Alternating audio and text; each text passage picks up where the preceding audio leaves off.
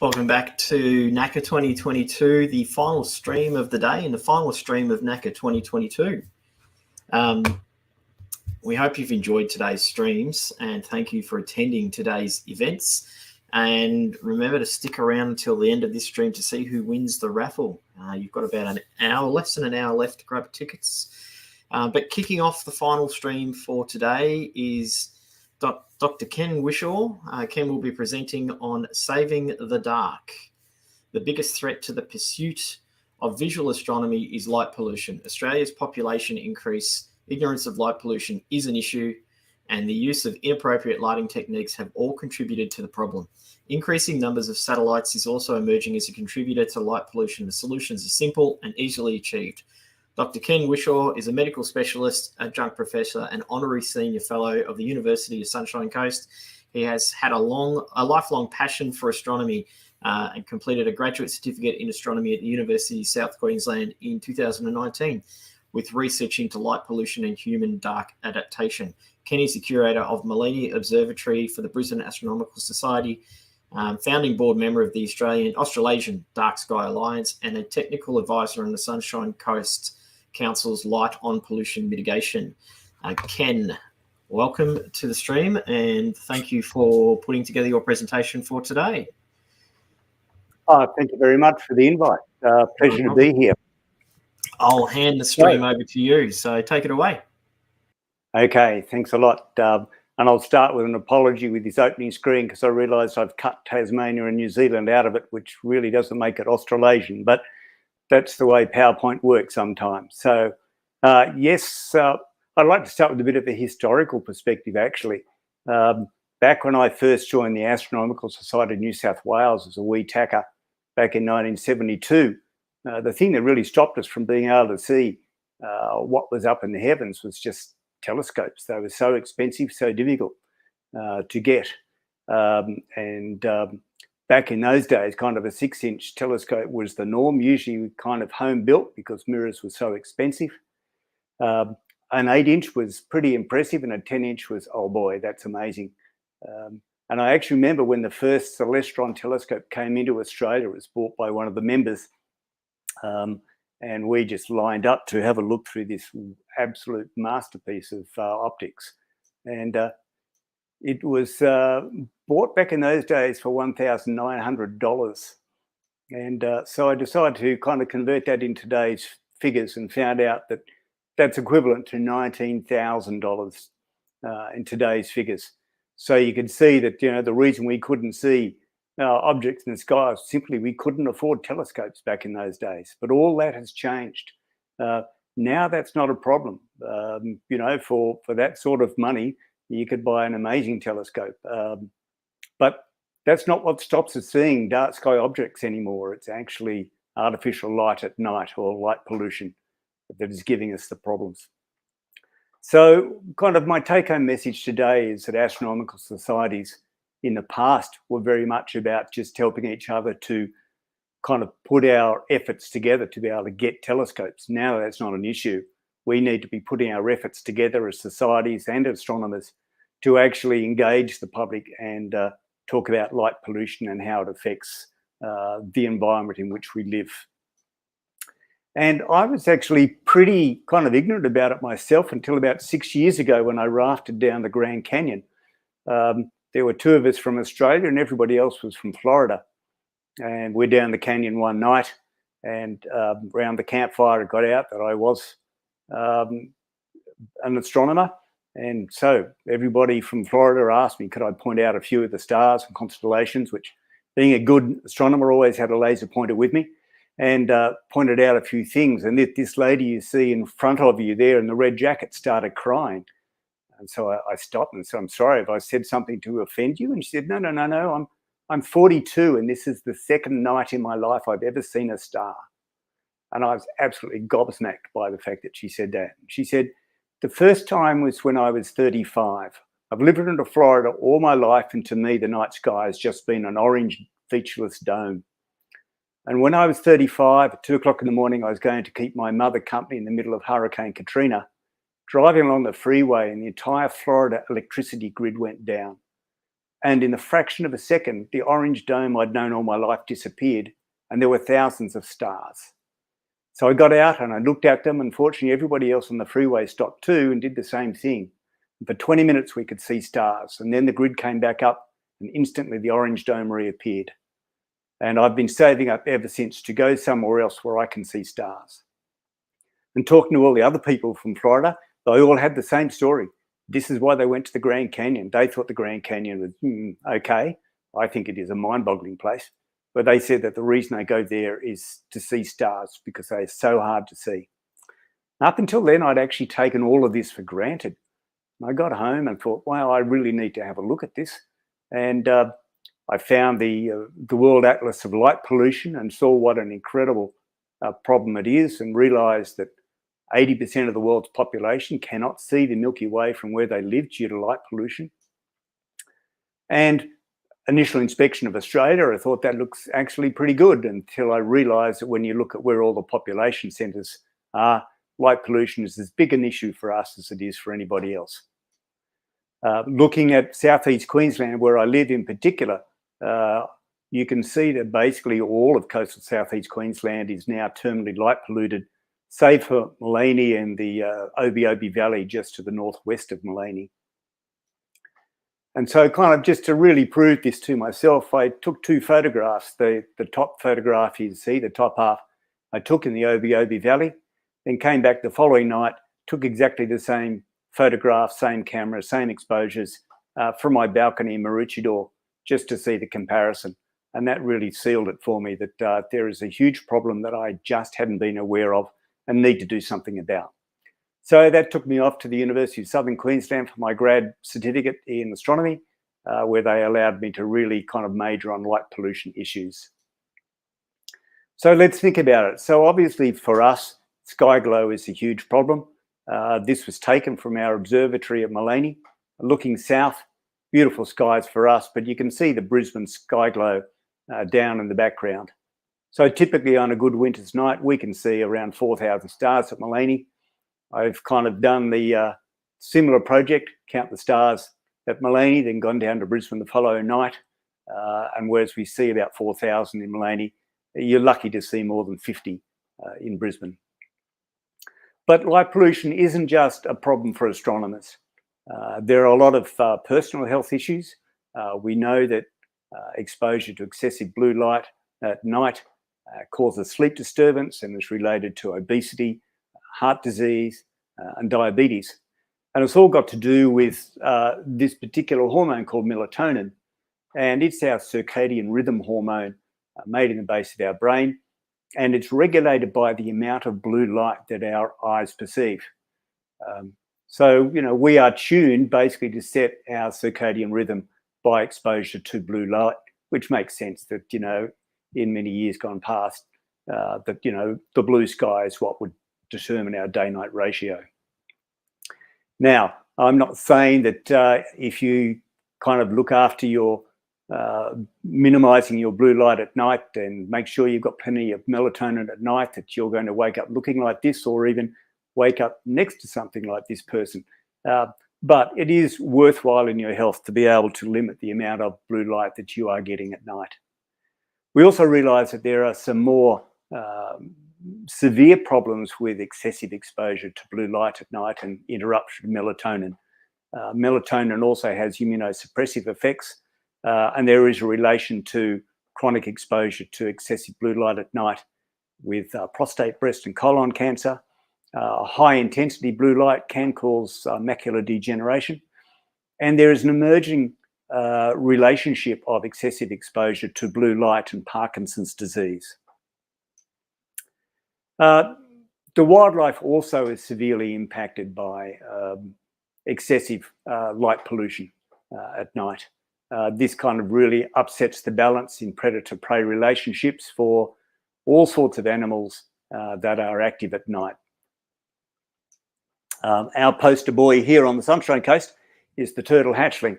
And I do say boy because all of the loggerhead turtle hatchlings here on the Sunshine Coast are male due to the lower sand temperatures we have down here in southern Queensland. 99% of the loggerhead turtles in Queensland are female, So even though our Sunshine Coast hatchlings are very small in number, they have a very big responsibility for continuing the species throughout Queensland.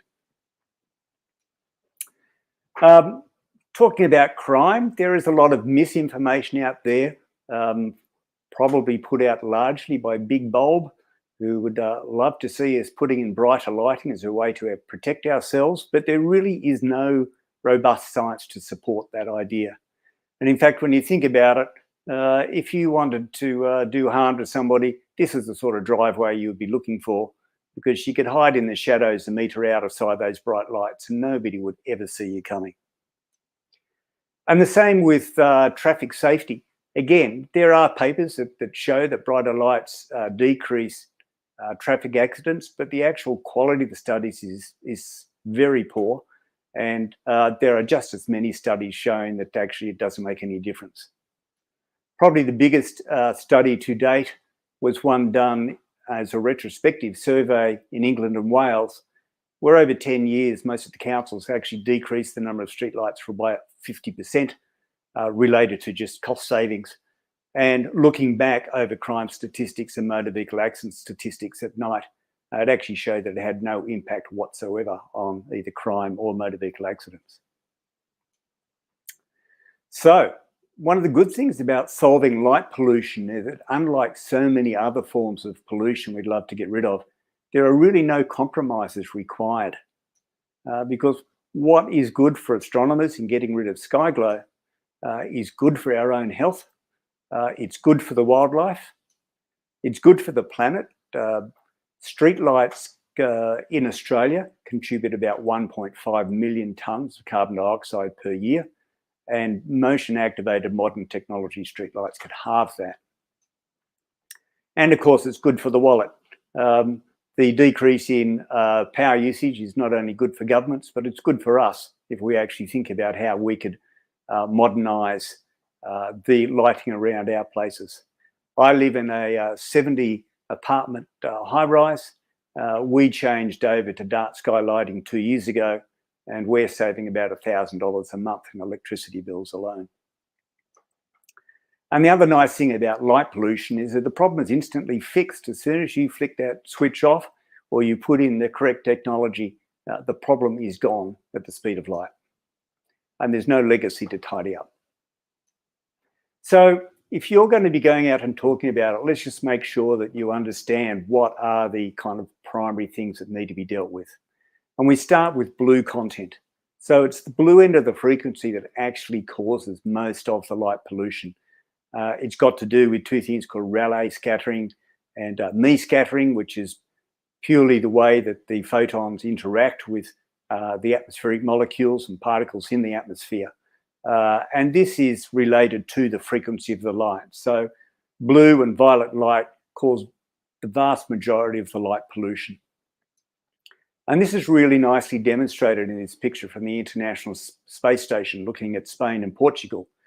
Now, at first look, you might think, wow, those countries have really got their act together. They're using warm white lights with very little blue content. Well, in actual fact, what's happened is that all the blue light coming up towards the International Space Station is scattered to cause that green glow that you can see on the horizon, whereas the orange and the red light is actually filtering straight through with very little interaction with the atmosphere at all and causing very little light pollution. One of the big problems we have here in Australia is that our old technology light bulbs, in particularly street lights, are a problem. There's two sorts, the high pressure sodium, which the orange lights were actually pretty good, but we probably have anywhere up to 900,000 mercury vapor or metal halide bulbs still in Australia, often in what we call legacy light fittings, which is the sort you see there on the left, look a bit like a silver flower pot. And they comprise about 60% of the street lights in southeast Queensland. And if you look at their spectrum on the right-hand side there, you can see the vast majority of their light is in the high green, blue and violet part of the spectrum, which causes all the sky glow. Whereas the optimal colour for night vision is down in the orange part of the spectrum. So are LED lights going to be our saviour? Well, Are they friends or enemies? I kind of came to the conclusion that they're really frenemies. They could be good, they could be bad, depending on how we use them and utilize them. So white LEDs are actually an optical illusion that was first discovered by Isaac Newton. And basically the way that they work is that they combine yellow and blue, or orange and blue, to give us the perception of white. So the actual underlying LED is like those intense blue lights you see on Christmas trees, and then they put a phosphorescence coating over the top of them. So they allow some of the blue to actually penetrate out while the rest interacts with the phosphorescence. And you can actually see this quite easily if you take a white LED apart. So this is one taken out of my ceiling. And you can see that the outer rim has got the yellow coating, the inner rim has got the orange coating. So I can switch those from cold white or to warm white, depending on what I want. And this is what the color spectrum actually looks like. So a cold white or cool white LED is the one you see on the left, where they allow a lot of the blue spectrum through, the part that actually interferes with our melatonin, the part that causes virtually all of the sky glow. Whereas the warm white, by having the orange phosphor coating, is actually able to filter that out. And that's much better for everything that we want. So the second thing we can do with lights outside is basically shield them. Make sure that we're pointing the light down to the target that is needed and not up into the sky where it's not needed and just causing sky glow and pollution. It's not actually the light that's going straight up that's the problem. That actually escapes from the atmosphere pretty quickly. It's the light that goes horizontally that causes the problem. So when people say, oh, look, we've shielded this pretty well, so it's not going up. Well, that's not the issue. You want to stop it going out to the sides. So these are the sort of lights that you want. There is no point in this streetscape to actually putting light above horizontal. It achieves absolutely nothing. So the third thing we can do basically is to use dimming and motion activation.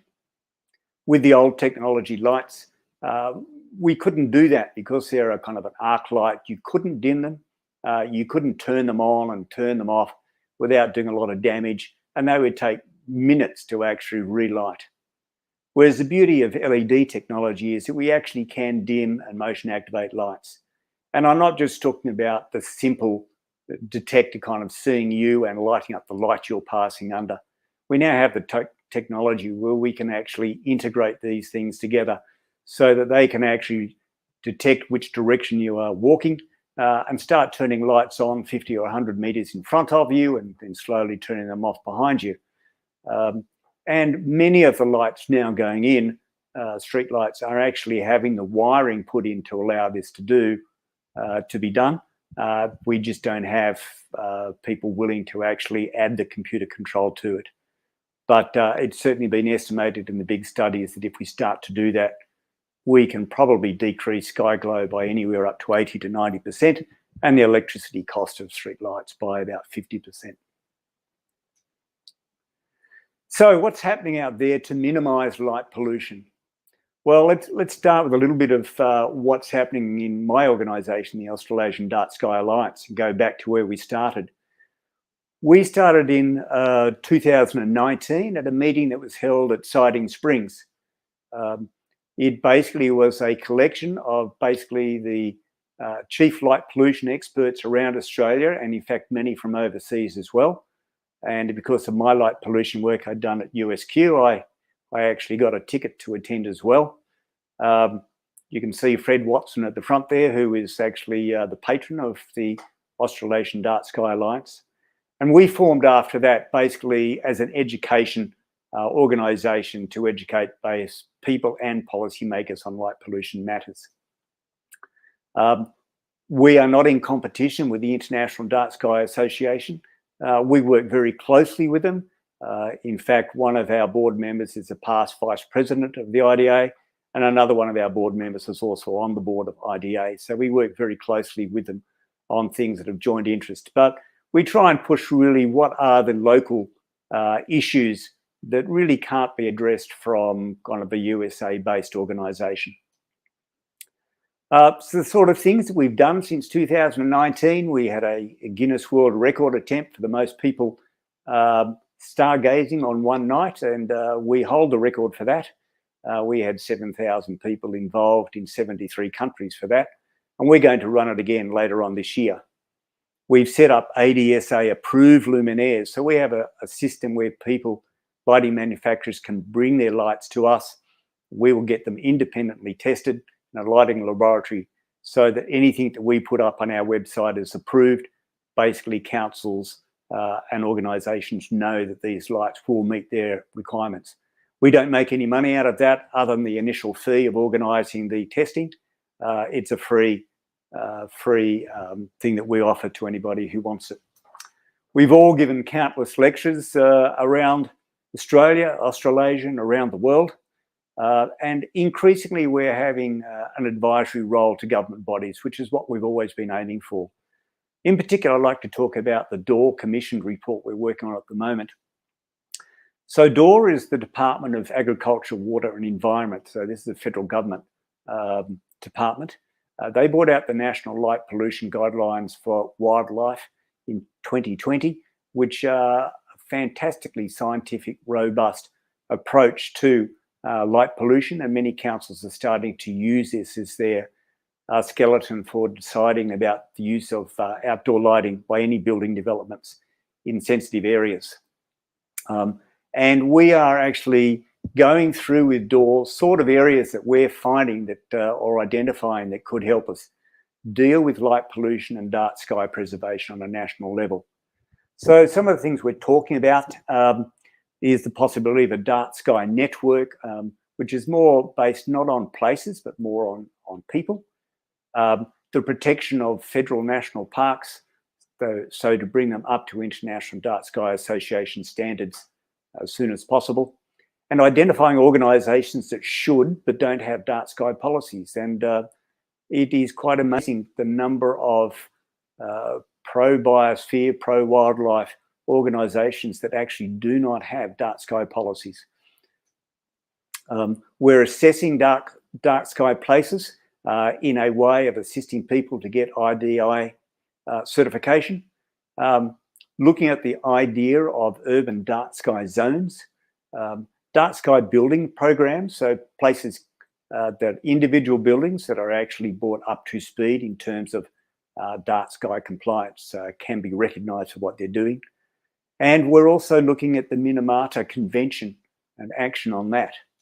So the Minamata Convention actually pertains to these mercury metal halide street lights, which are so much of a problem in Australia.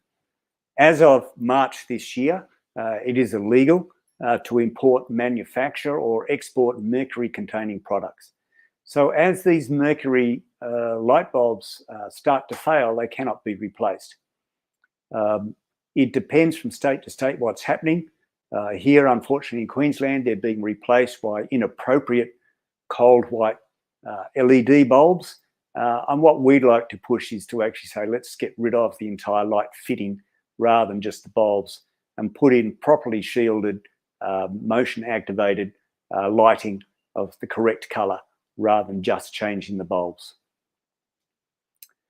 So this brings me down to what can you do? We basically, as astronomers, probably know more about these issues than anybody else.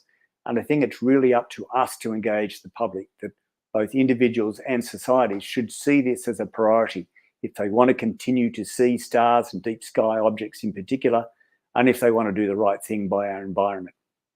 So I really kind of urge people to be proactive and to organisations to be proactive.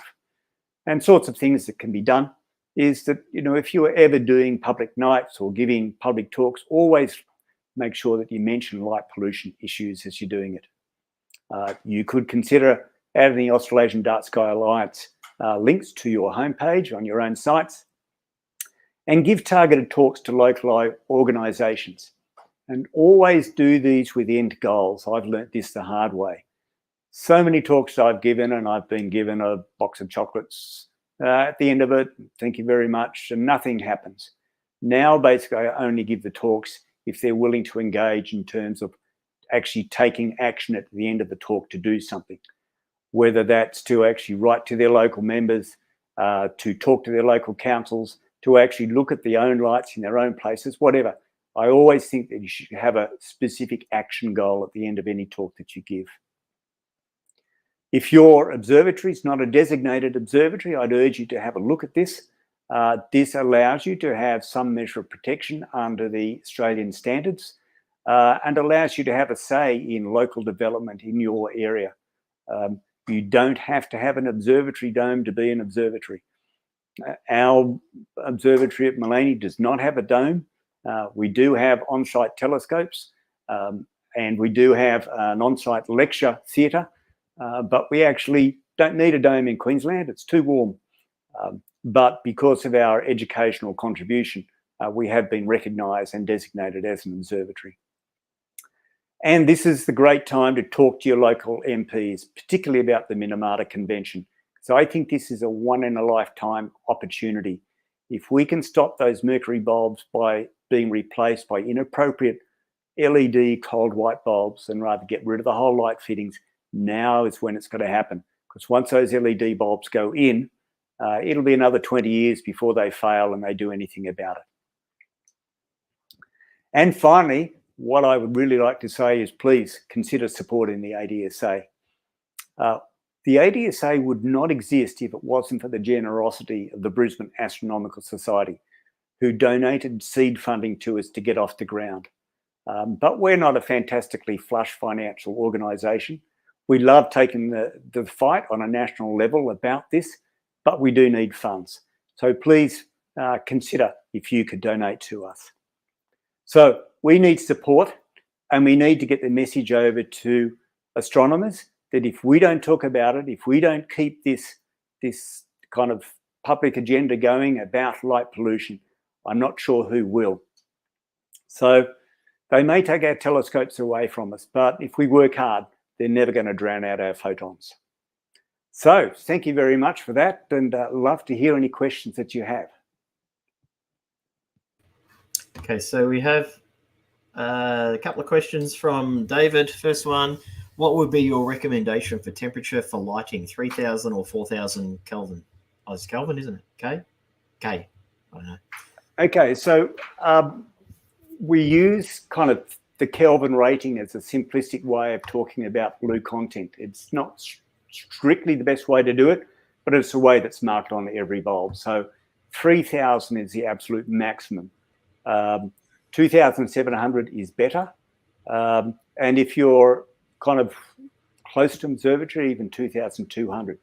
And because these lights, what we've seen is that these lights are easy to produce at any colour temperature you want. It's just a case of public demand that is driving how these become available. So 2 or 3 years ago, you couldn't find 2,700 Kelvin lights anywhere, whereas now most lighting shops will actually have them. 3,000 is the max. Our human night vision is optimised in the 2,700 to 3,000 Kelvin light area. Okay, and another question here from David. Is there a list of ADSA approved luminaries that can help consumers? Yes, the luminaires, you can look up ADS approved lighting on our website.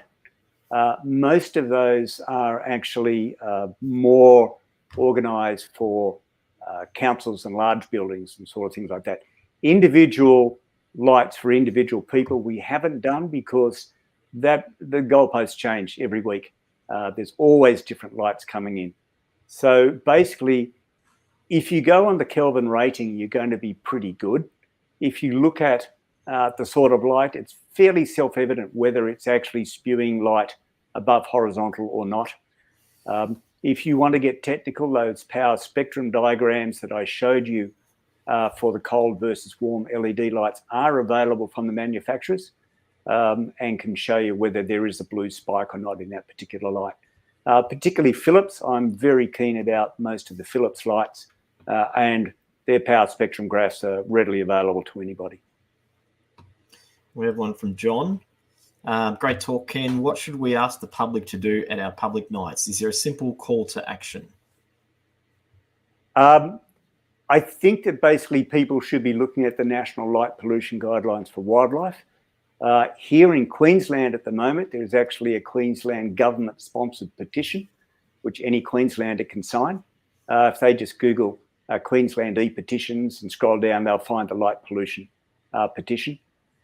We are using that to try and raise awareness at the state government level. We have excellent traction at the local council level, and we have excellent traction at federal government level. It's the state government level where I think we are failing. So that's what we can do in Queensland. Otherwise, the ADSA website is probably the best thing to direct people to.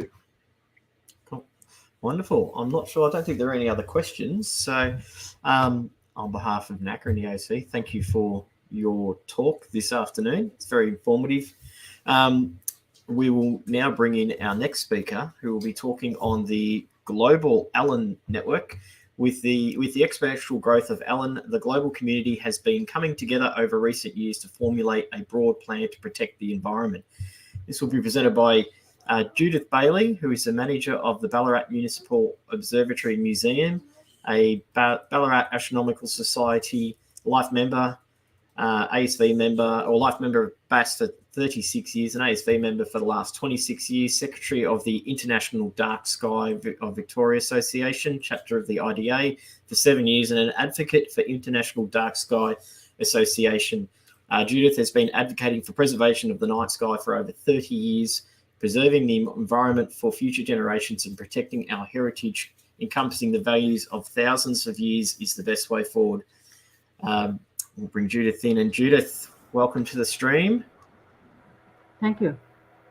We'll get your presentation ready, and the floor will be yours. Is that fine? Yep. You ready to go? Good, yes. Oh, well, thank you very much for NACA on Zoom. I think it's a great thing that so many people can enjoy these presentations over time as well, when they're repeated, when they come back to them later. So I'm going to speak about the Global ALAN network, but before I branch into that, I'd like to analyse where we are. In fact, what I'm going to do is look at the state of mind that we now have and how that's progressed to the state of science. And over the last number of years, we've had a momentum for change, and looking at the series of events that have occurred, fires, fomites and floods, Elong, extinction and environment, while we sleep, a case study, our local to federal governments asleep, and we'll look at remedies, respect and renewal. So, looking at the fire situation, I'm taking you back now to the 15th of December 2015, and this is from my backyard. And there will be few people that the fire hasn't touched in some way over their lifetime in Australia. And losing myself, a cousin in 1967 in the Tasmanian fire, my parents nearly losing their home in a 1975 New South Wales fire, and personally experiencing firsthand a bushfire with a terrifying north wind behind it in Victoria in 2015. A smaller fire in comparison to this season's fires.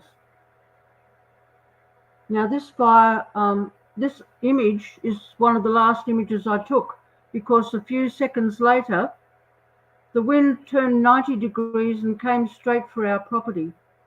And the reason that we moved very quickly is because earlier we'd been watching it spotting. Many, about half a K ahead of it, it was spotting. So once it turned 90 degrees, we were pretty much out of there. The point is, the fires are occurring earlier, resulting in a longer fire season. Temperatures are hotter, resulting in a drier landscape. Drought is a constant in the climate cycle in Australia, but now we are hotter than ever before, experiencing 6 days of 36.3, 40, 41.4, 41.1, 39.2, and 34.7 degrees Celsius in January 2009. And beginning on the 27th, I witnessed hundreds of insects seeking moisture inside our house in the shower cubicle on the second and third days. Birds of all shapes and sizes coming to drink at containers of water left out for them in unprecedented heatwave. 5 days followed, recording from 27.5 to 36.7 degrees Celsius, and then the Black Saturday. Fires came the following day on the 7th of February 2009 with a temperature of 44.1, recorded in Ballarat on that day, and still the record high for February in Ballarat. The leaves on the ground from trees on our property disintegrated under my footsteps. They were totally lacking moisture. The wind was blowing horizontal to the ground with debris caught up in it. Wind gusts up to 115 kilometres per hour were recorded at Mount William in Western Victoria. The Ballarat highest temperature for December had been broken on the 20th of December 2019 with a record 43.5 degrees Celsius.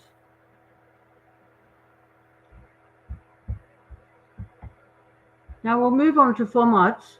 This is a word I've recently learnt about, and basically it means anything that you touch which has a little nasty bug or something like that on it, or could have a nasty little bug on it. In April 2020, there was basically touch nothing, share nothing, whilst out, wear a mask, and stay at home. And these images demonstrate what occurred when COVID spread across the planet. Air pollution dropped amazingly within a short time through everybody being at home, and it revealed these mountains here after 30 years in India. And at night the stars were also revealed. And just imagine that, 30 years, it's just an amazing occurrence. Everything must be cleaned so that nobody could touch anything. And all of a sudden, our understanding of how germs spread, viruses spread, changed our mindset as to how we moved in our own environment, let alone across the planet. India's Central Pollution Board says the nationwide Janta curfew on March the 22nd and lockdown since March the 22nd have resulted in significant improvement in air quality in the country. In Delhi alone, overall, there was a reduction of up to 44%, March the 20th, 22nd to the 23rd, 2020, compared to the previous day. According to the India Today Data Intelligence Unit, DIU, from March 16th to the 27th, 2020, the air quality index improved by 33% on an average in the whole country. And this image of the Kashmir mountains, people were just overawed by, and people who'd never seen the mountains before, young people, were overawed by this incredible change.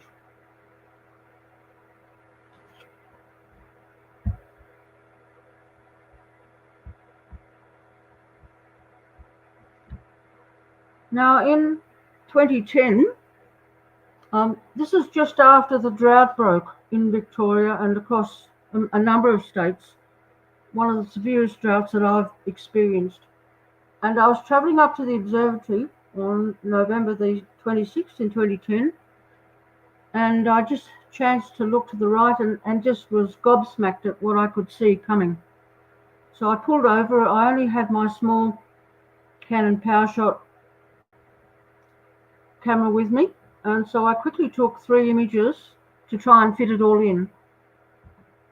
And what this shows is a remarkable storm front approaching. And later on, I had a group up at the observatory, and I was standing at the front door.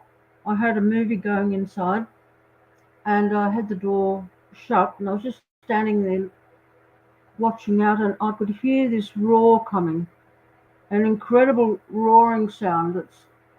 It's like the mother of all freight trains, you might say. and not fully comprehending what was happening. But when I went home, I had to go through the area of Mount Clear where the main destruction was, and it was just a total mess with trees torn down, roofs off buildings, a school there which is on the point of the main apex of the ridge going south, had severe damage to a lot of trees, and it was just amazing the level of destruction that this storm front caused. So this is, the drought broke in 2010, and this is one of the first storms that came, major storms that came through. The level of precipitation, flooding have all increased over the last 11 years. On the right, we've got a small bowling club in Buninyong, just up 11k from where I live, and this is January the 20th, 2011, and you can see there the bowling green is beautifully mirroring the Bowling Green Club, and that just shows the level of precipitation that had occurred at that time. It's the first time I'd seen something like that in my whole time living in the area.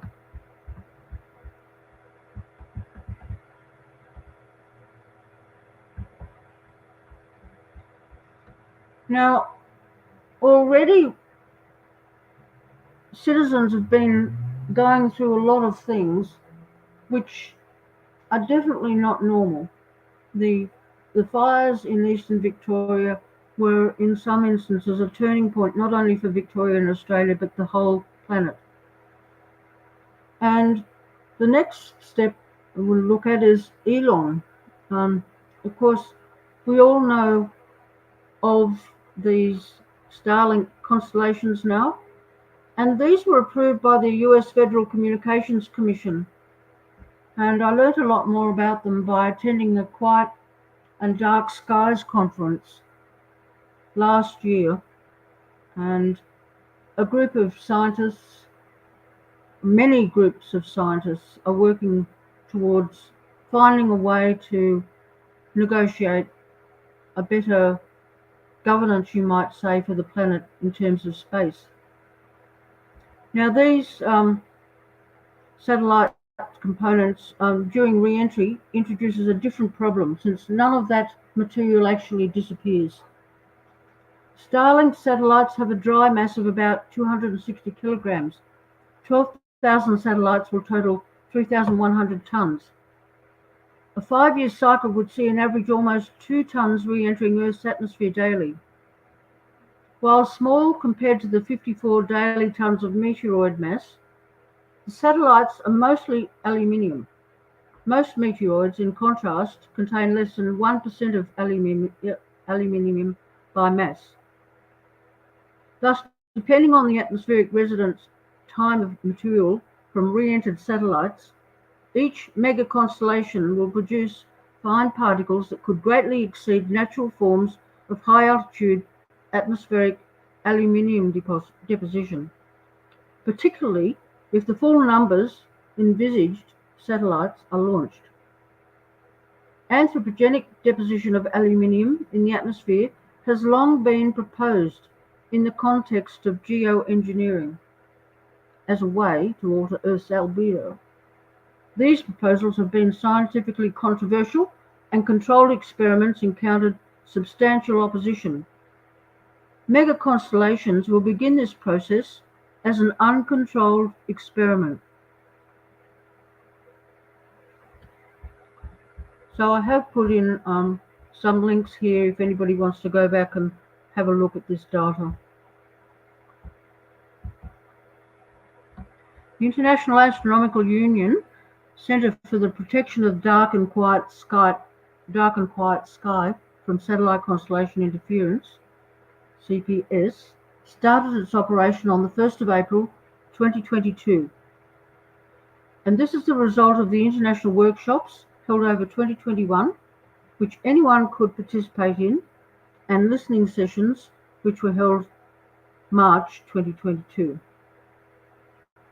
So this is an interesting development with global cooperation from across the planet in dealing with this new form of artificial light at night.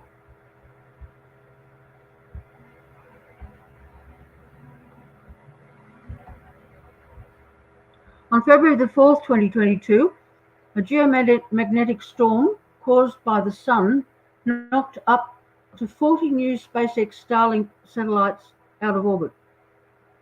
The amount of possible debris re-entering Earth's atmosphere is about 5 times the previously mentioned amount due to fall from space per day. And unfortunately, we haven't even reached solar cycle 25 maximum yet. So there's a high possibility that this isn't the first and last knockout of SpaceX satellites.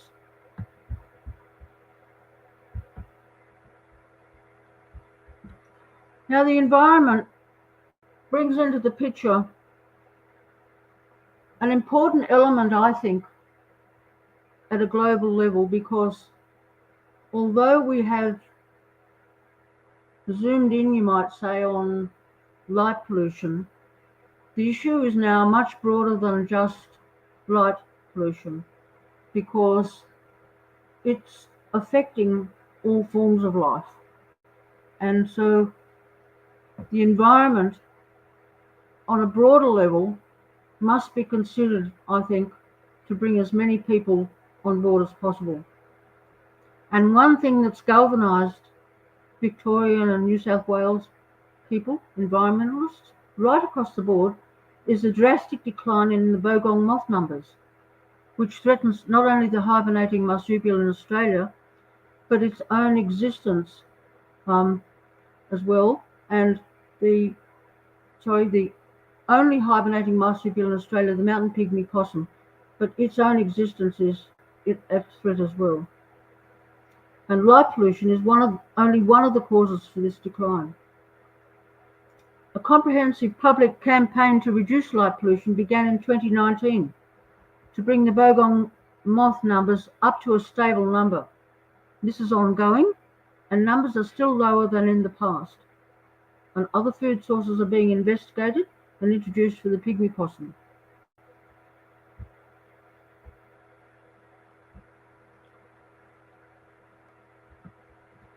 The ecosystem decline inquiry comes on the back of numerous reports over the last decade.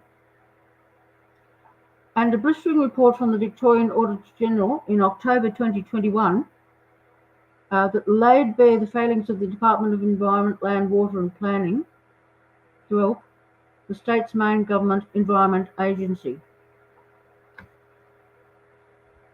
Now, this is an interesting recognition of the dilemma which is existing in the environment. And it's sharing the environment with wildlife, with protecting the night sky. These are all issues which are essential to move from having an attitude of as the environment and land as a consumable item, something we can do anything with and to. And these ducks here that I imaged just this past week,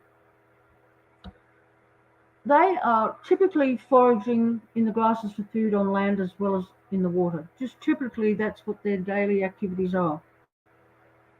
And as human numbers on the pathway were very few on this particular day, it was quite miserable out on Lake Wendouree. There was a nasty wind, it was quite miserable, and it was drizzling. And so they felt very comfortable with no humans about, and they came right up onto the road verge. I was parked just nearby. I didn't actually get out of the car. And this foreshore is a critical part of the environment for the ducks. They will always move on and give way to humans. But a short while later, one lone human came along, and there are 16 ducks on this pathway just at this point, and quite a number in the distance there. But the human continued on walking straight through the ducks, and of course they give way. They give way. And this attitude to the environment that It is a consumable item. We can do whatever we want with it.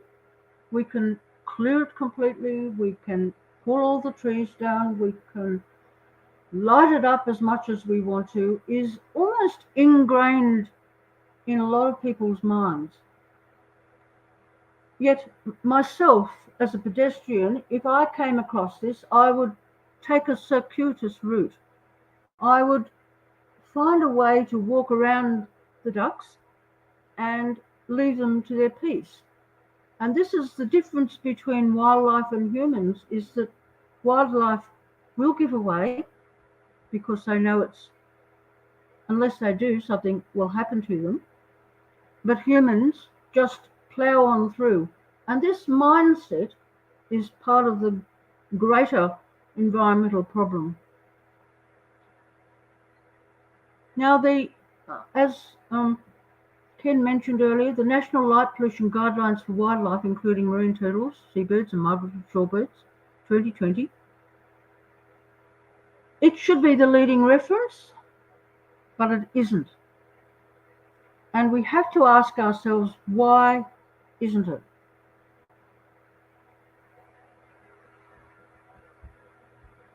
And I'll just move to the next slide.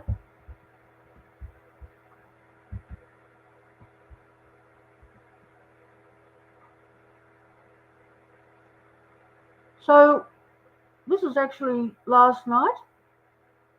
We're looking north towards Ballarat. The sun has just set. It's about close to 5:30 or so, a little bit later than that. And this was an International Dark Sky Week event. And the dark foreground is actually part of Woorongong Regional Park. A number of years ago, I was very privileged to give a presentation to a group of concerned citizens about this area, which was a pine plantation. And the company who were leasing their property for pine trees decided to give it back to the state government. And a number of locals decided to lobby to have it retained, have it regenerate, and be turned into a regional park. And over a number of years, that's exactly what happened. And over 14 community groups, including the Ballarat Astronomical Society and the Observatory, of course, supported this. And I came along with the light pollution presentation about this element above the land. And a lot of people were quite surprised, and Ken is right about a lot of groups don't consider this, but now it's an integral part of the Woorongong's philosophy. And this is attributable to keenly environmental people who are global thinkers, not local. They are global thinkers. And this is the criteria, I think, which we desperately need, is global thinking on the environment. So the environment and our iconic places are in decline and under increasing threat. The EPBC Act is ineffective. The Act is not fit for current or future environmental challenges, including climate change. New legally enforceable national environmental standards should be the centrepiece of fundamental reform of the Act. And this was not released to the public until January 2021. The Australian government has not made a formal response to the 38 recommendations in the final report yet. Now, this is where the problems with the National Guidelines for Wildlife, migratory birds and turtles, start to occur. The koala listing was upgraded to endangered in New South Wales, ACT and Queensland with effect from the 12th of February 2022. And the approved conservation advice also has effect from the 12th of February 2022. But the problem with the EPBC Act is it only requires councils to act when a species becomes endangered. I question this, and I think a lot of other people do too, because by then it's actually nearly too late. You're talking about bringing a species back from an endangered position. And this harks back to what I mentioned before, is that we look at the environment as a consumable rather than having its rights. In fact, the rights of nature, the rights of wildlife, the rights of fauna, the rights to observe the stars in the night sky. And this is why, until we have literally legislation, or it's embedded in the standards, because councils take a lot of notice of standards, Australian standards, this is why we won't have good change at a local level, because councils are hamstrung by this unfortunate lack of what I'd say is the highest bar of leading edge governance from the federal level.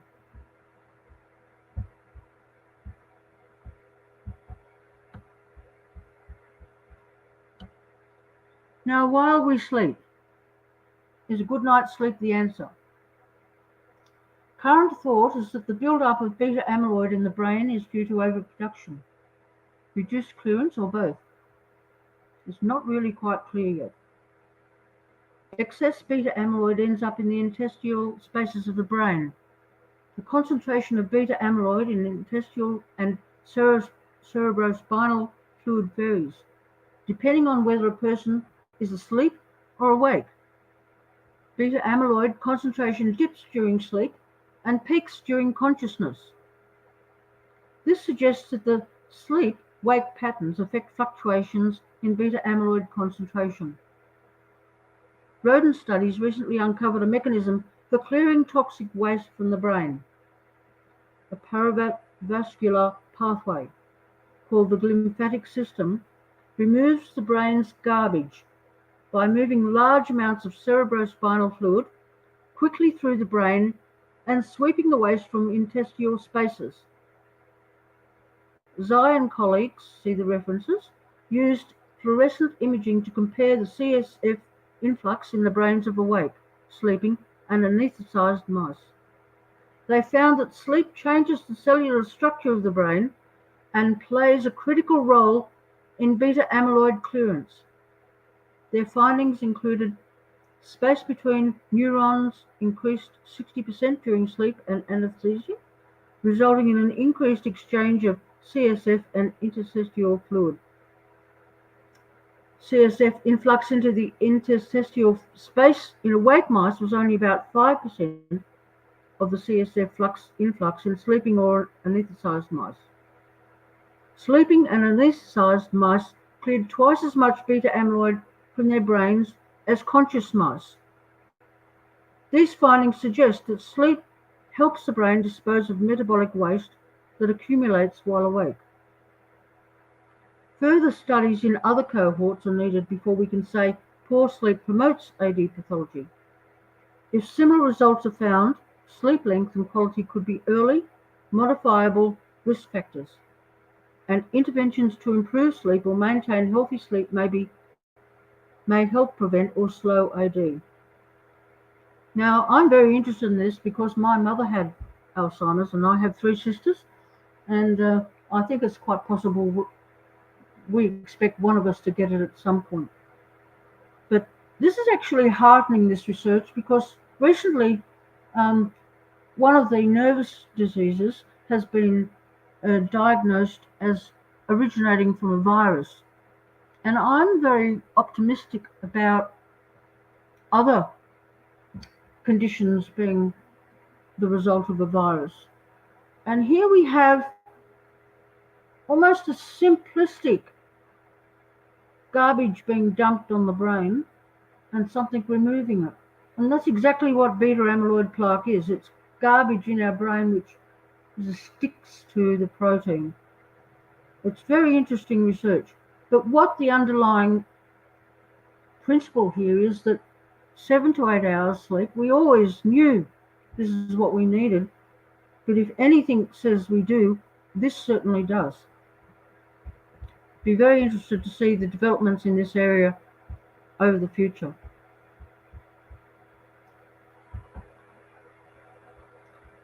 Light exposure during sleep impairs cardiometabolic function. Now, I'm getting a little bit over time here, so I'll just give this a brief comment here. But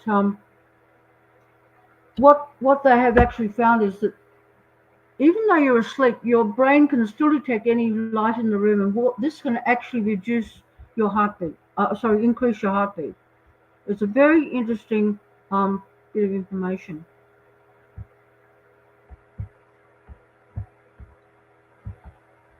Now, at Lake Wendouree, we have a situation where more is good. More light is good. More light is safer. Everybody else has got lights. Why shouldn't we have lights? And on the right here, you can see this is a proposed light, and they want to put 225 lights like this around the lake. And the unfortunate thing is that a majority of the population would like to see a better design, and a number in the population would like to see no lights.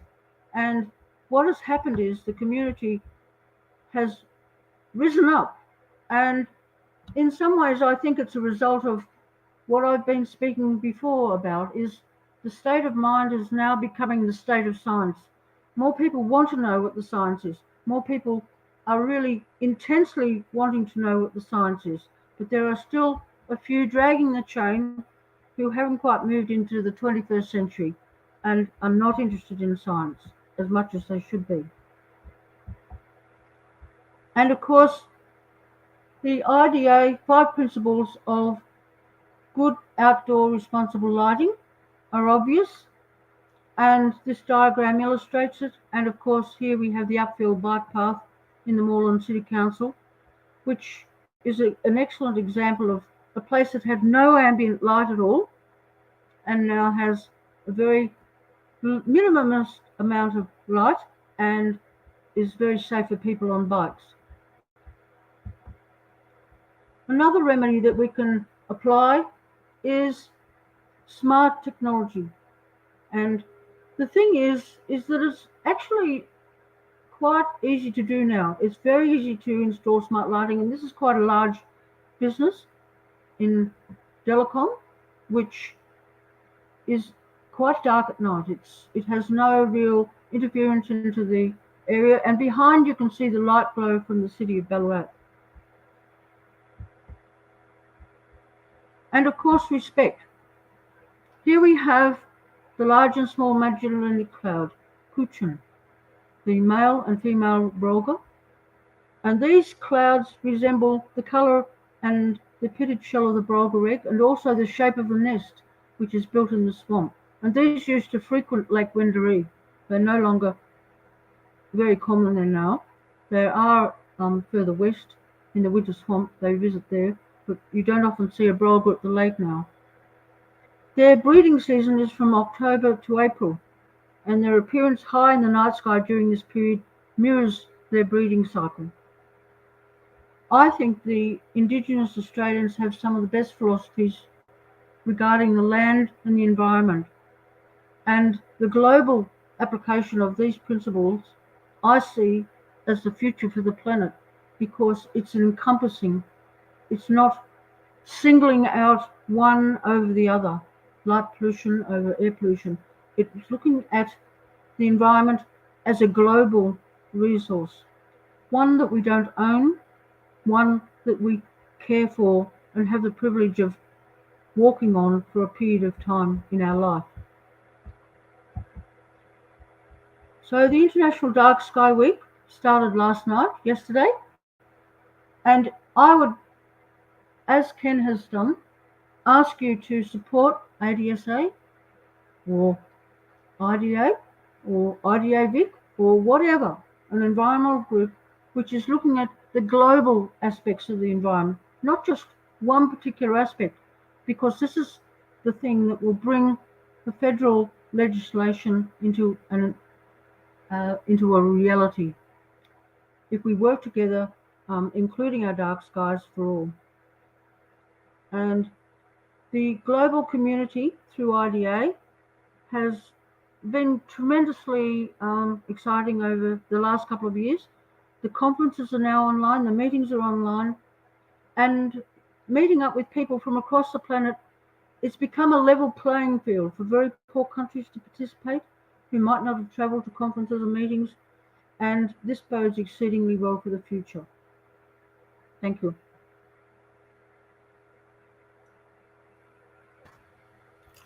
Wonderful talk there, Judith. Thank you for that. We've got a comment from Jeff just saying that thanks, Judith. It demonstrates again that light pollution affects more than just astronomers, giving astronomers more ammunition when talking to the general public. So spot on. That is very true.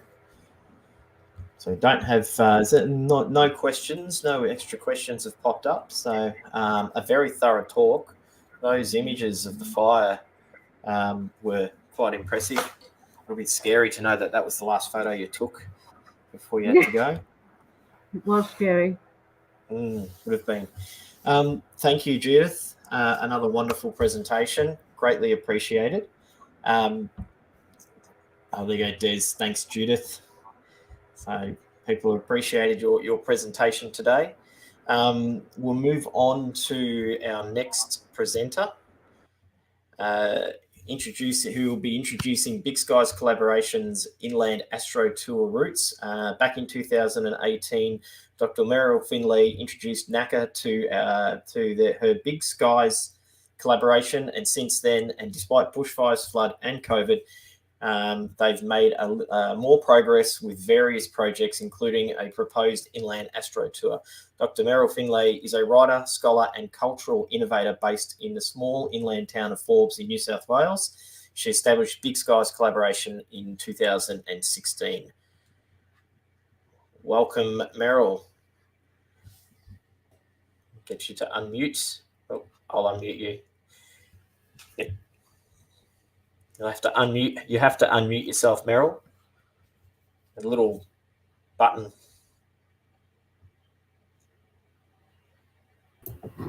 Right. Am I unmuted now? You are. You are absolutely unmuted now. If you'd like to get your presentation up, I'll pop it on the screen and you can start presenting. All right. Thank you. So, good afternoon. As you've heard, I'm speaking from the small inland town of Forbes in central New South Wales on the Billa or Lachlan River in the centre of Wiradjuri country. I acknowledge the elders, past, present and future, and their ongoing connections to this country, which of course includes the sky. I'd like to tell you about several of our Big Skies projects today. Our anthology, our Seven Sisters project, the Condobolin Skyfest Mimawara Binya, and our proposed Inland Astro Tour to enable travellers to explore 65,000 plus years of astronomy and cosmology in southeastern Australia, and for which I need support. It's a collaborative project that's going to take years to build, so I hope some of you will have some insights on how we should go about it.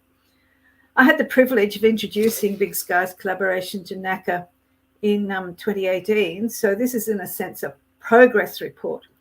As I admitted then, I'm not an astronomer or astrophotographer or cosmologist. I'm a writer and storyteller and a very casual, naked-eye stargazer.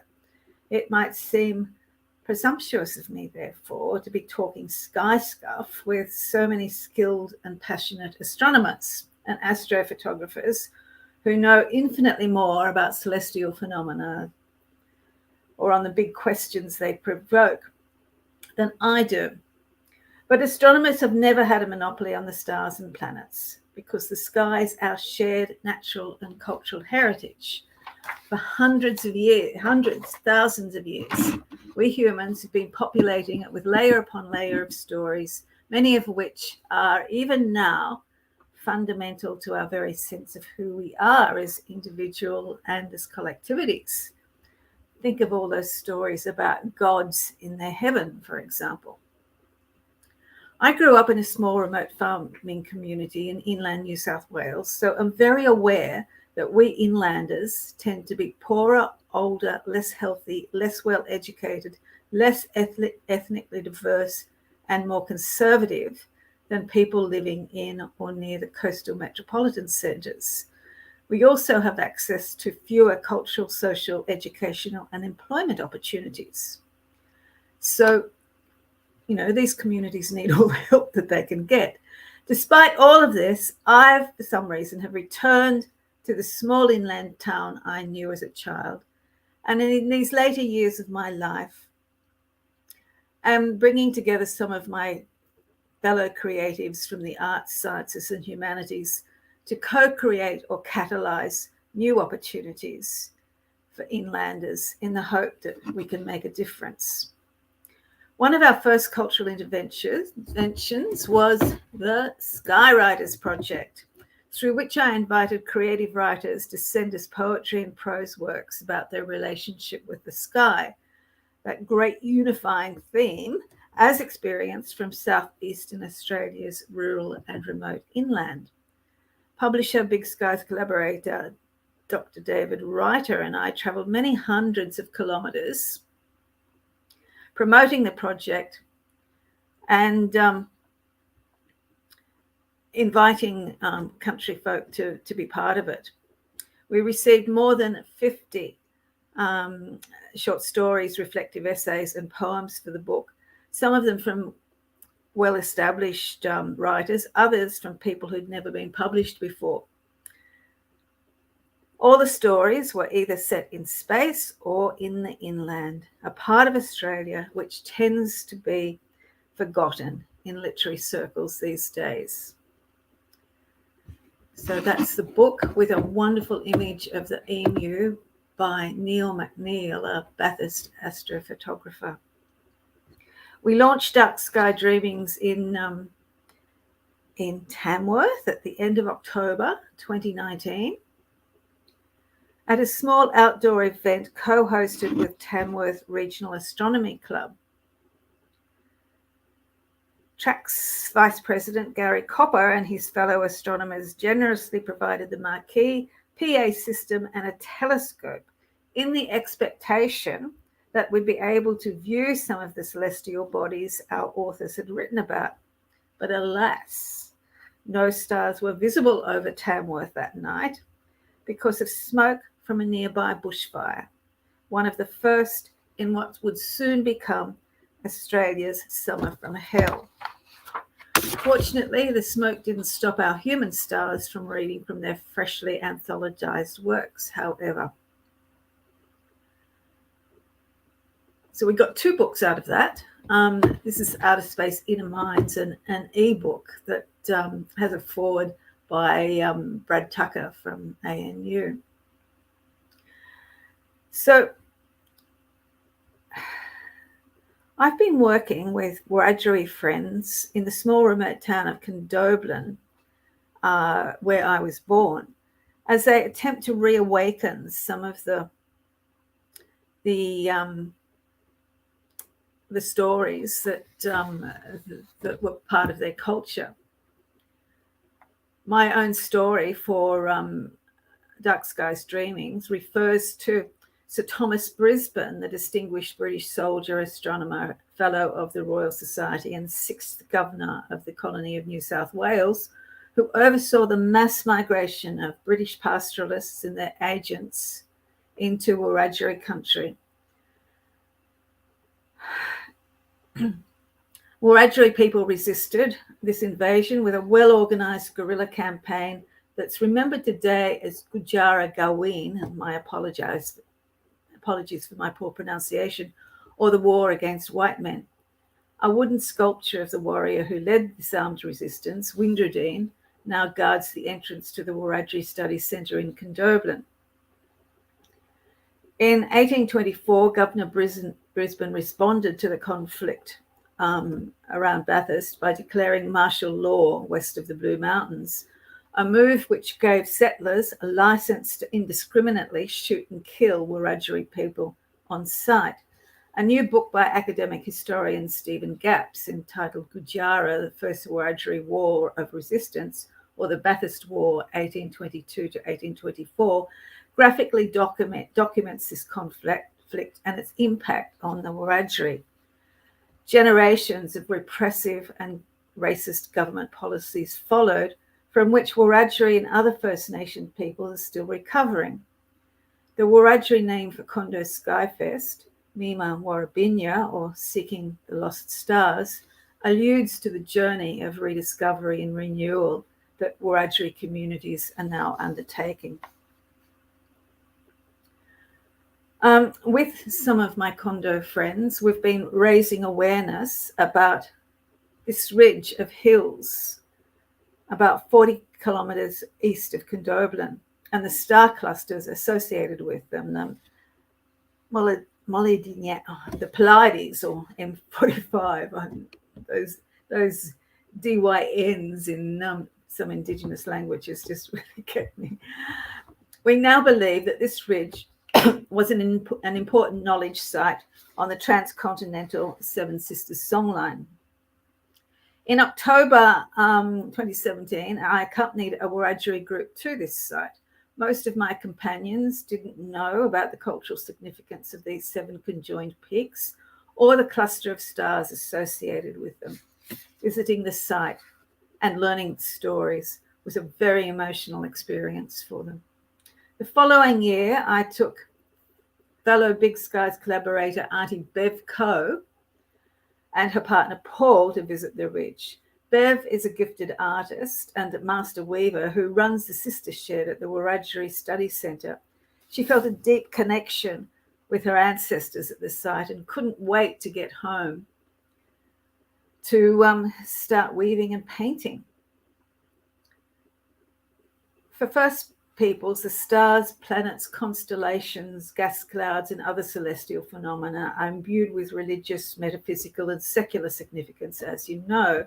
For women and children, the Malignang story is in part a cautionary tale about keeping themselves safe from predatory males and about the dangers of unsanctioned relationships.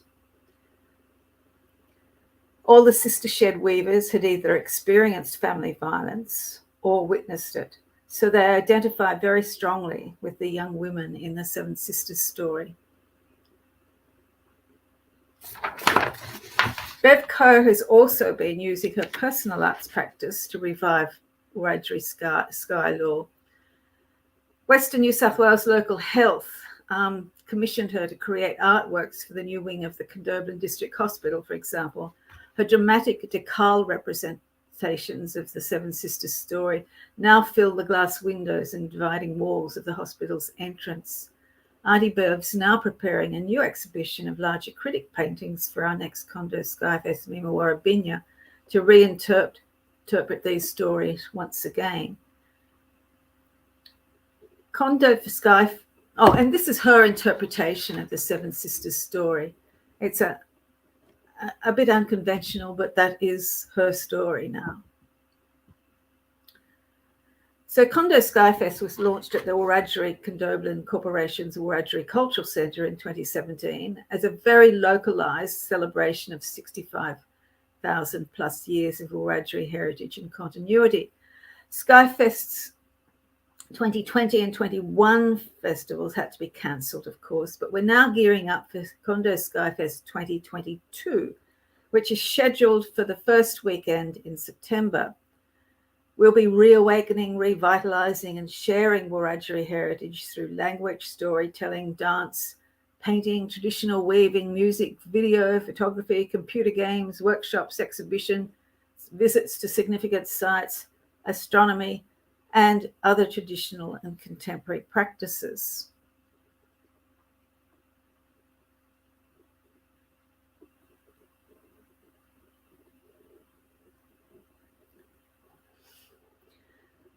The 2022 program will also feature Space Play, an interactive 3D projection taking viewers on a journey through the solar system by Big Skies collaborator David Clarkson the creative director of Stalker Theatre and his Box of Birds team. Space Play attracted 6,000 people at Adelaide's Science Alive last year. For Condo Skyfest, it'll be projected onto a wall of shipping containers. Our astronomer in residence and past Secretary General of NACA, Donna Burton, will be taking us on a tour of the night sky with Wiradjuri stargazer Steve Taylor from Cowra, and we'll be also hosting a series of Astro-themed STEAM workshops in the Study Centre's small auditorium with Donna the astronomer, physicist Tatiana Bonch, and young science communicator and astrobiologist Luke Stella. Of course, all NACA members and other astronomers are invited to join us with their telescopes and sky stories for this event. The benefits to First Nations communities of festivals and arts and craft practices are now well established. Stephen Page, former artistic director of Bangarra Dance Theatre, highlighted the healing power of the arts in his keynote address to the Australian performing arts market back in 2012, for example. Art is medicine, he said. It can heal us, unite us, strengthen us, challenge us, and inspire us. It feeds our bodies and our imaginations.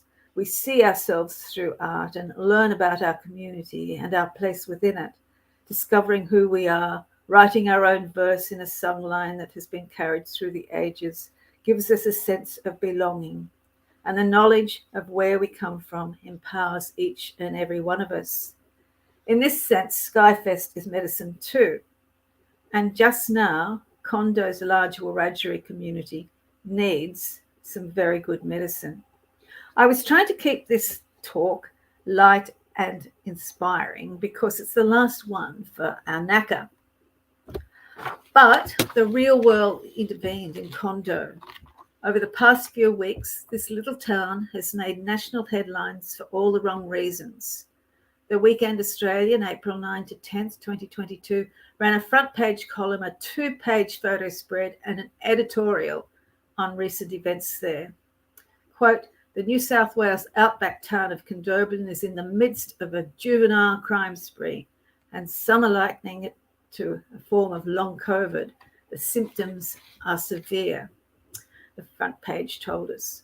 14 and 15-year-olds have been staging late night break-ins and threatening residents, many of them elderly, ordering them to hand over cash and car keys.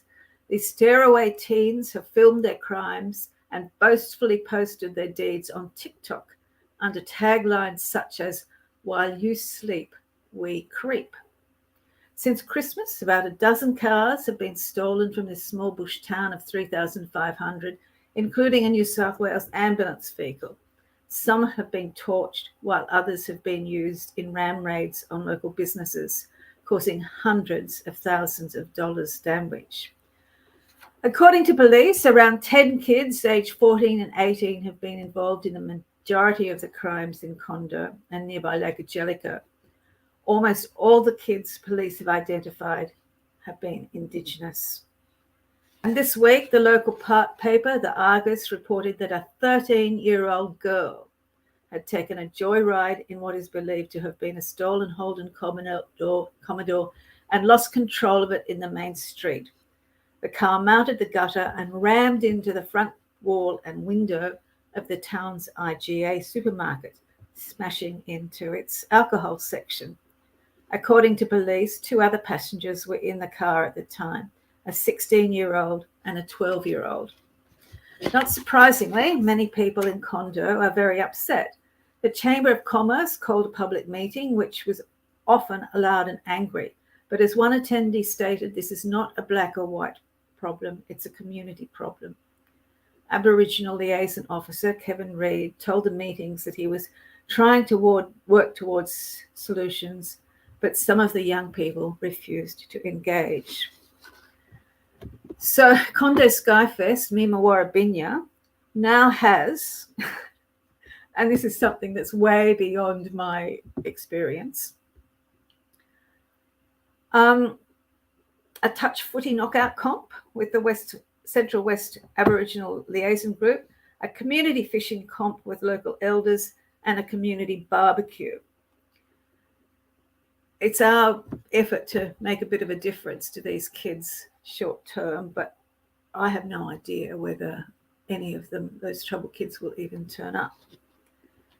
But let me move on to astrotourism and another of Big Sky's collaborations projects, the Inland Astro Tour.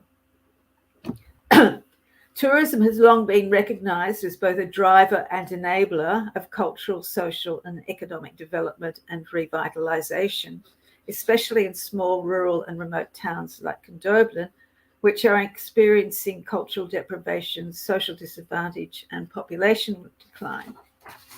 Astrotourism is now a thing in Australia as tourists search for new experiences. Research suggests that a significant number of travellers want tourism to be a force for good, and we can help with that. The term regenerative tourism is increasingly being used to describe this more holistic and beneficent kind of travel, and that once neglected mode of travelling, the grand road trip, has made a comeback, which augurs well for our proposed Inland Astro Tour.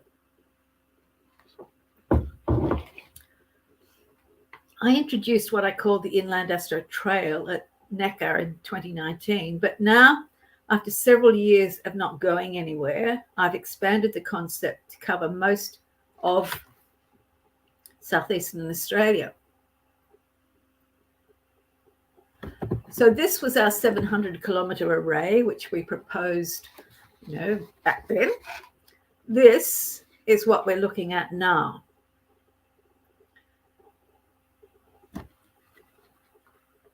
It's a series of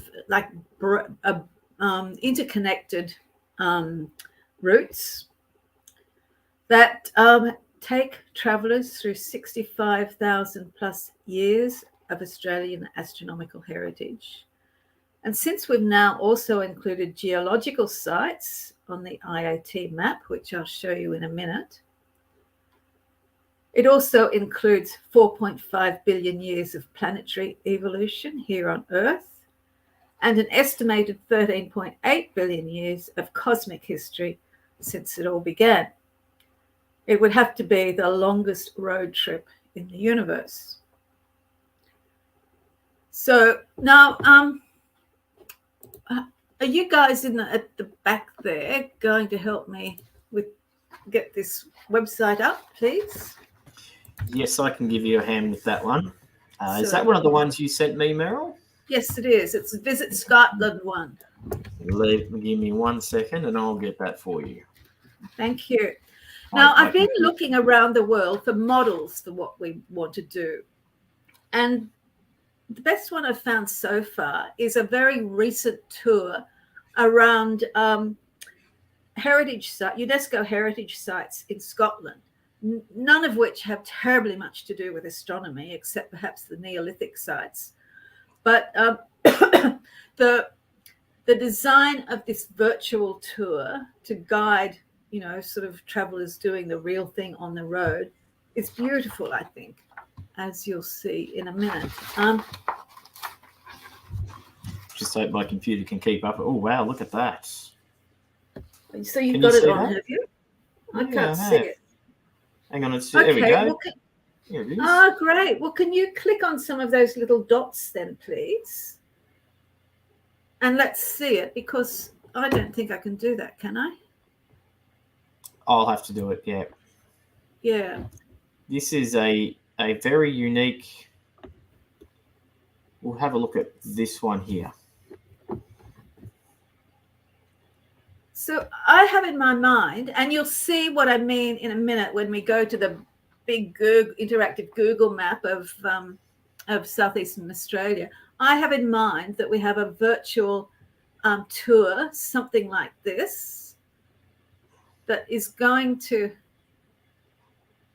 have live chat so that people can, check out what's happening, and lots of links and information about the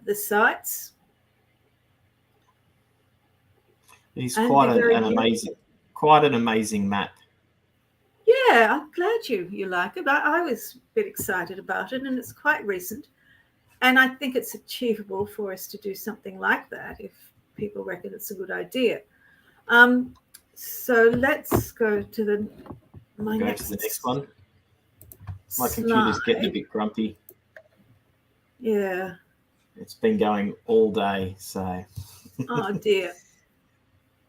So let's just go to this to the Big Skies Collaboration WordPress project, Astros Trail, and that should then let you go straight to the Google map, I think. Okay. There we go. And anyone can do this. You know, it's public domain now.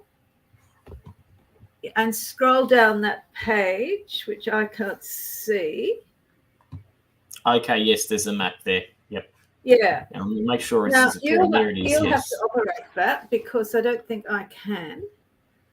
So if you just click on that that Google map on, say, try and click on Sydney, because what's happening is that we've got stargates at each of the coastal capital cities. The Sydney one is at the Sydney Observatory. The Melbourne one is at your historic observatory there too, and Adelaide and Brisbane ditto. But the reason we have them on the coast is that we need to get the millions of people who live in these capital cities and along Australia's narrow little coastal veranda into the inland, and find really creative, exciting ways to do that. So so that's it there. I've got it there. So then you can click on. Yeah. You follow the coloured trails and click on any of those dots, and you'll find different sites. Now, the sites range from those historic telescopes in the cities to our 20th century telescopes in the inland that CSIRO and ANU have, to lots of private observatories that are run as tourist operations, and to, well, the other day I was out at Cobar to the opening of the Cobar Sound Chapel, in which music composed by an Australian Luxembourgish composer called George Lintz is played 24/7 to the universe, and he's it's music about the celestial realms. So we've got something as out there as that, to a whole lot of First Nation sites, including massacre sites from the new massacre map, because that is where the Indigenous knowledge was killed off. So much knowledge was lost during that destruction of Wiradjuri culture. And we've got what I'm calling astrogastronomy sites, which are those great places where you can sit out under the stars and be served fabulous food.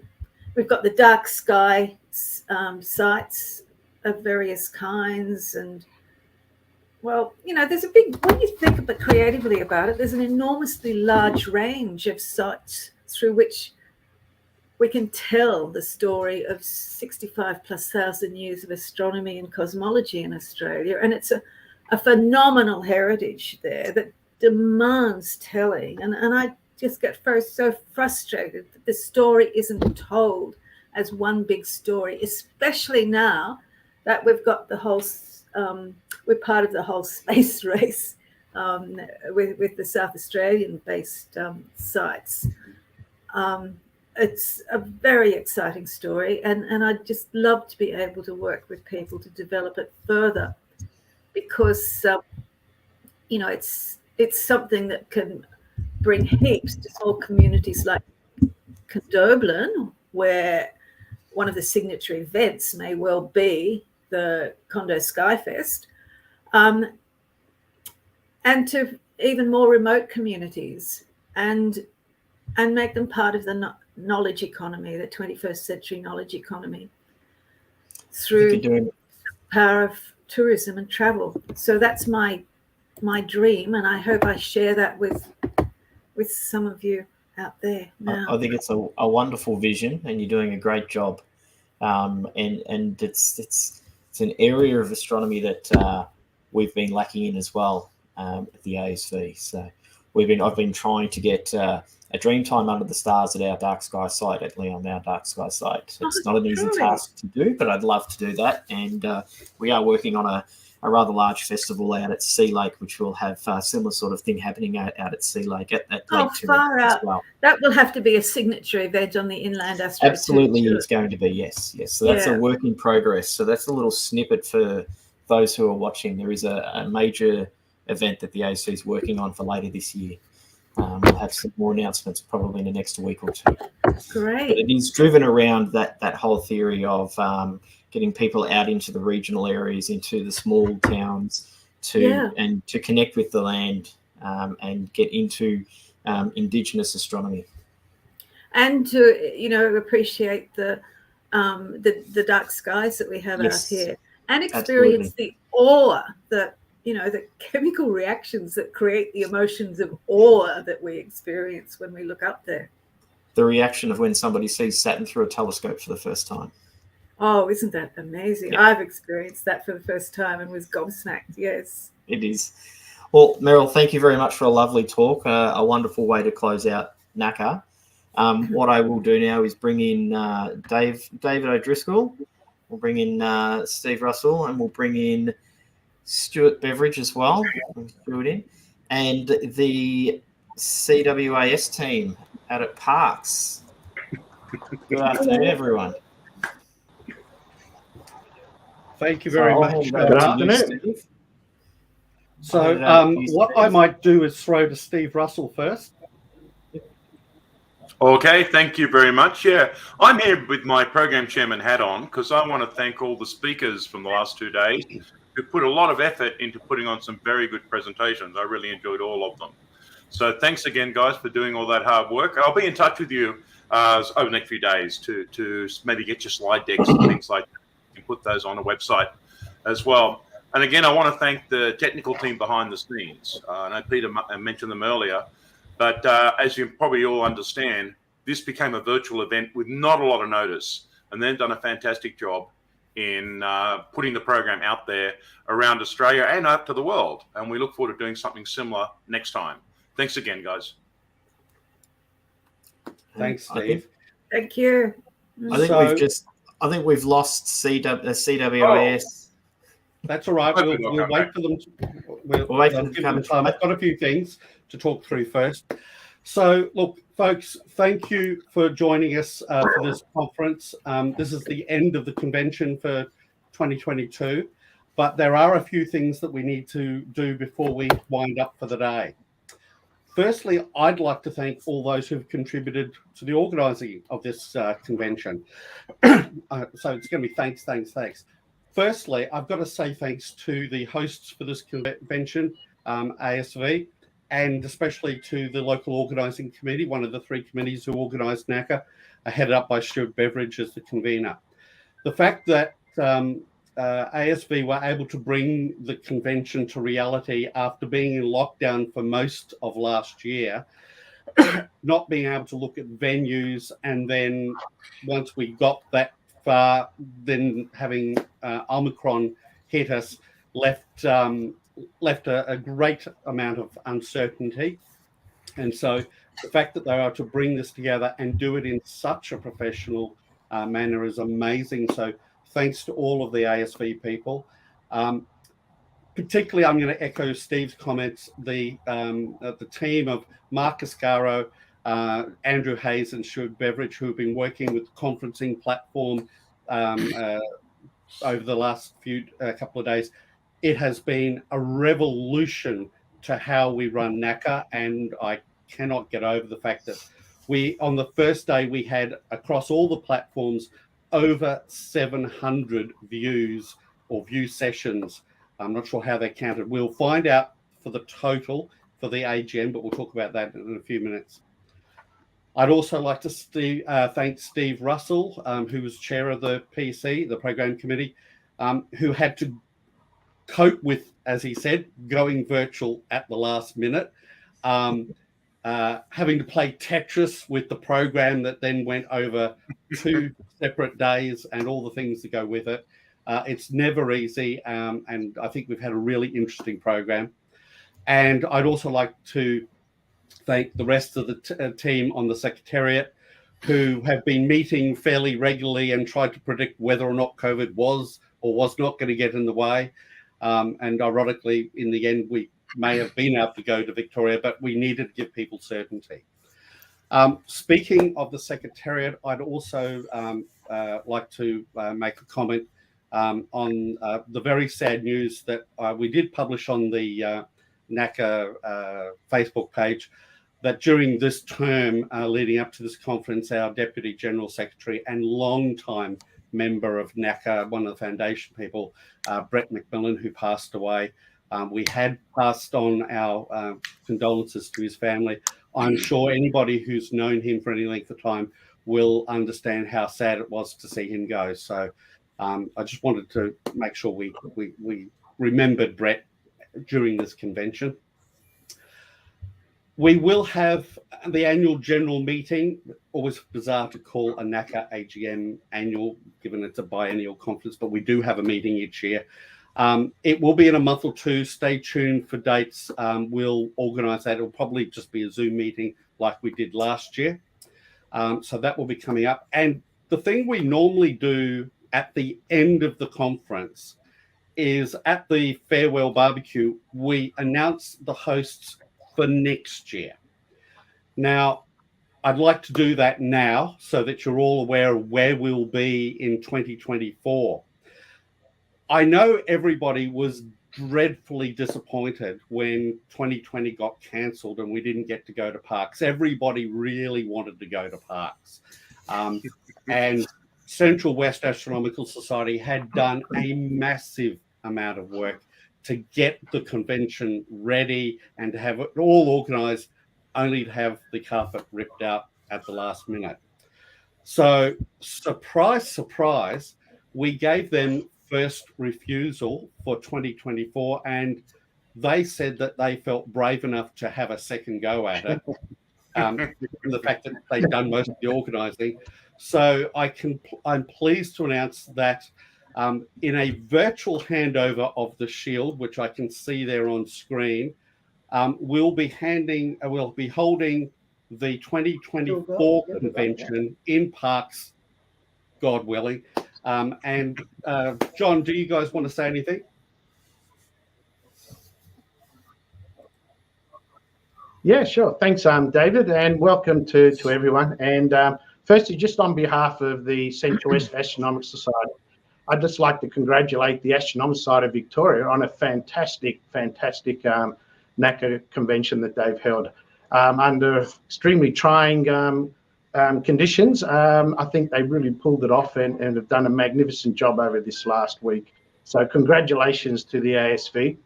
Also, congratulations to the ASV on the centenary of the society. That's why it was held this year. And so we congratulate them on that fantastic anniversary. This year also happens to be the 20th anniversary of the Central West Astronomical Society. And we're actually here having a barbecue this evening at the home of one of our founding members, Jim O'Brien, who passed away last year. And so we thought this is a fitting place to have a barbecue, to have the traditional handover during a barbecue. And so we're really pleased to accept the hosting duties for 2024. It'll be a fantastic one. We've had 4 years, or actually 6 years now, to plan it, so it'll run beautifully, very smoothly, and we're really looking forward to having everyone here. We'll be having events in town, but also at the nearby Parkes Radio Telescope, and also we've got the glorious Central Western Skies, so it'll be a fantastic place to hold a NACA. We're really looking forward to it, and so thank you, everyone, and we hope to see you. I'm sure we'll see you in 2024 here in the Central West at Parkes. Thank you all. Thank you. Thank you. Thank you very much, John. I'm really looking forward to get to Parkes at any time. Absolutely. The last thank you I'd like to say is to all the people who have viewed this conference. As I said, over 700 participants on the first day.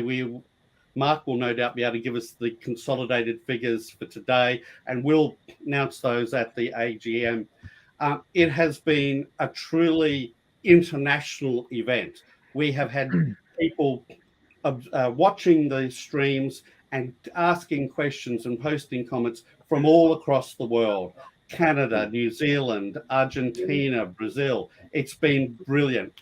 And the thought that NACA can be an international event is delightful. And Mark quietly said to me on day one, very early in the piece, probably before he realized just how much work this can be, he said, I'm really looking forward to when we do this again in Parkes, so that we can have a truly international thing. So we'll see what happens. We've got to test whether we've got enough bandwidth in and out of Parkes. But thank you very much. Phone, David, so the phone hotspot works beautifully. Excellent. Let's not try to do the whole thing on a phone hotspot, though. Look, I'm going to stop talking. Thank you very much to everybody, and I will hand back to Mark because I believe there are some exciting other announcements to make. Yes, we have the raffle to draw, so I'll just get the old screen going, get the raffle, move it across to the right screen so I can actually see it, and we will get that one up and running and see who has won our lovely little raffle prize. Can I just also say that since I've been involved, it's the first NACA that I've been involved with. And just back to you, David, and NACA Inc., you've all been extremely helpful and easy to work with, and thank you very much for all of your cooperation.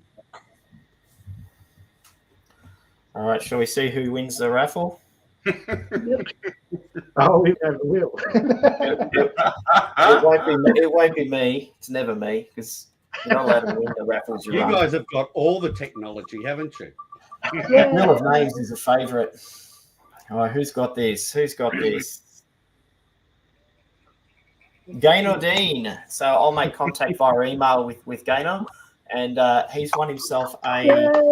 I can't remember what it was now. I should know. It was a Star Adventurer with a small telescope and a phone holder as well, so that they can do astrophotography like I do. It's a full kit ready to go: telescope, eyepiece, mount, tripod, the whole lot. So we'll get in contact with Gaynor, and he's won himself a cool little kit there. So that's it. That's all from us as well. And David, Steve, thank you very much for allowing us to push you down the path of live streaming. Very good. Thank you. I was thinking about it the other day. I think we've done something ridiculous in the last 2 years of close to 30 live streams, maybe more. So, I mean, if we're doing 8 today, so probably closer to 50 live streams for the ASV now. We're getting used to it. We still make mistakes, so we always will, but that's okay. And thank you to all the presenters. Thank you to Stuart. Thank you to Andrew. Thank you to the guys that nobody else saw working on it from the ASV either. And thank you to everyone who watched and put up with us. It's been a whole lot of fun. And I think I'll hit the outro now, and we'll close the stream. See?